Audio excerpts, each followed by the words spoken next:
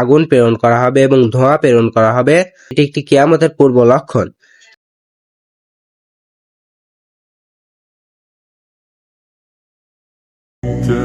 আসসালামু আলাইকুম ওয়া রাহমাতুল্লাহি ওয়া বারাকাতুহু।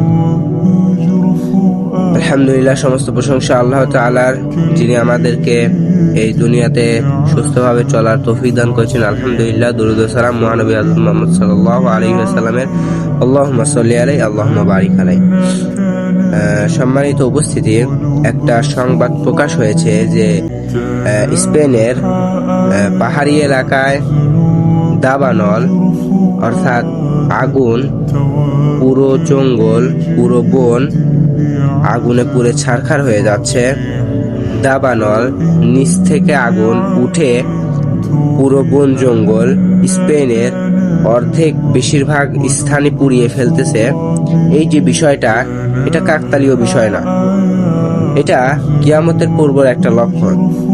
আল্লাহ তাআলা তার পবিত্র কালামের পাকের মধ্যে মহান আল্লাহ তাআলা বলেছেন, সূরা আর-রহমানের 35 নম্বর আয়াতে বলেছেন যে আল্লাহ তাআলা যে তোমাদের নিকটে আমি আগুন প্রেরণ করব এবং ধোঁয়া প্রেরণ করব, যেটা তোমরা প্রতিহত করতে পারবে না।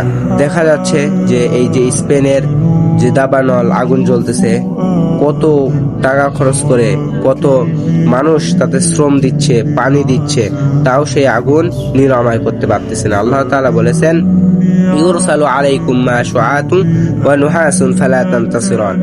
অর্থাৎ আল্লাহ তাআলা বলতেছেন যে তোমাদের নিকটে আগুন প্রেরণ করা হবে এবং ধোঁয়া প্রেরণ করা হবে, যা তোমরা প্রতিহত করতে পারবে না। অর্থাৎ এটি একটি কিয়ামতের পূর্ব লক্ষণ।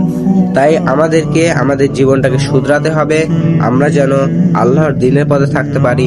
কিয়ামতের পূর্বে বহু আলামত আছে, বহু ছোটখাটো আলামত আছে, তা আসবে, তা আমাদের মোকাবেলা করতে হবে। শুধুমাত্র আল্লাহ তাআলার ইবাদত করতে হবে, তাহলেই আল্লাহ তাআলা আমাদের সেই সকল আলামত থেকে, সেই সকল ফিতনা থেকে আল্লাহ তাআলা বাঁচাবেন। আমরা যেন আল্লাহ তাআলার ইবাদত করতে পারি। আল্লাহ তাআলা সেই তৌফিক দান করুন। আল্লাহুম্মা আমিন।